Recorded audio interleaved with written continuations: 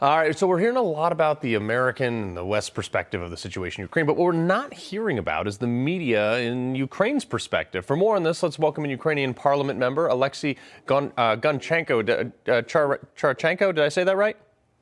Goncharenko, yes. Perfect. Thank you very much for that. All right, so welcome to Wake Up America. We appreciate you being here. I'm sorry for the circumstances, but look, by the end of 1996, you guys gave up basically your nuclear status in exchange for security against threats like this. Talk about the premise that Ukraine has been operating on under, thinking that, like, hey, Russia's not going to invade us. NATO will help us out in security, and like you're a sovereign nation. That's true. We really, for the first time in human history and for the moment, for the last, gave up our nuclear weapons arsenal. And it was, at the moment, the third biggest in the world. And we received guarantees from the United States, United Kingdom, and the Russian Federation. Mm-hmm. But now you see what guarantees we have. Instead of guarantees, we have missiles in our residential areas. That one that you showed in Kharkiv, unfortunately, did not explode. But we have a missile attack on Kiev, where I am now, capital of Ukraine, where this morning people met with a missile which shot in the big residential house.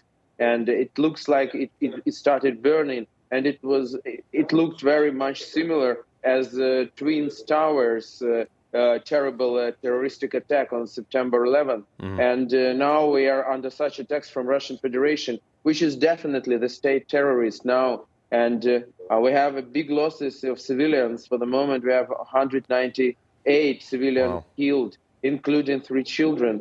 And that's awful. That's a real genocide in the middle of Europe in the 21st century. Yeah. Well, one of the things that you mentioned is civilians. Now, after World War II, or after Pearl Harbor in America, the Japanese admiral was asked why he didn't invade the United States. And he said, "Why would I invade a country with a gun behind every blade of grass?" We here at Newsmax have been very carefully covering the fact that you are arming a significant portion of civilians. I don't know if you want to give away exact numbers, but how much of a deterrence do you think this will be going forward once they see how many people are armed?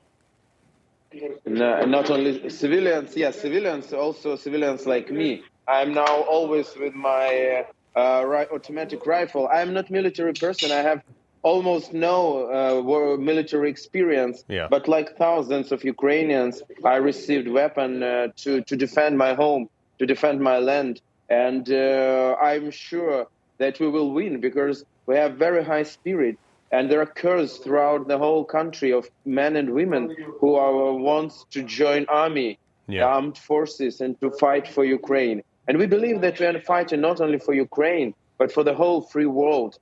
And it's very important to show the strength of free world now, because after Afghanistan, many leaders, I can call them, but dictators to say better, they decided that, the West is weak, we can do whatever we want. And Putin started. And they now looking at him and thinking, what will be his destiny? So I am sure that he should be stopped now. The West should show its strength. And America, as the leading power, should be ahead of this. And we believe that you will help us by sanctions. We are not waiting for American soldiers on our soil. We are ready to fight for ourselves. But with sanctions against Russian Federation and non-fly zone over our country for Russian aircraft to stop our civilians, to stop bombing. Alexey, I don't know if you know anything about me, but I was a Navy SEAL for almost a decade, and I spent a lot of time over in those Eastern Bloc areas, and I can fully attest to the will of your people over there. I mean, you guys are ready for this fight. Now, Ukraine is not being adequately supported at this moment. What's the feeling of not only the government in Ukraine, but also the people about, really honestly, the lack of intervention by many of the NATO countries? People are hoping for that the situation will change. And we see that there are some signs.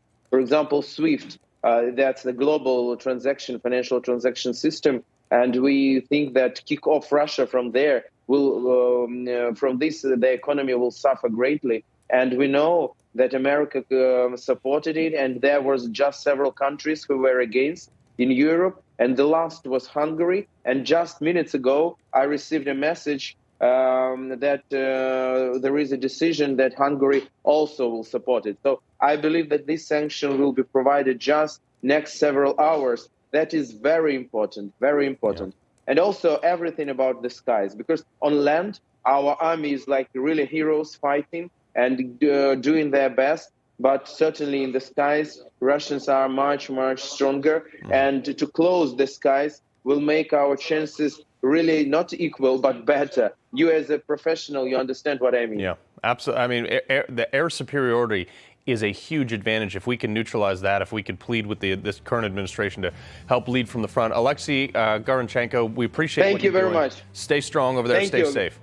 God bless America. Thank you.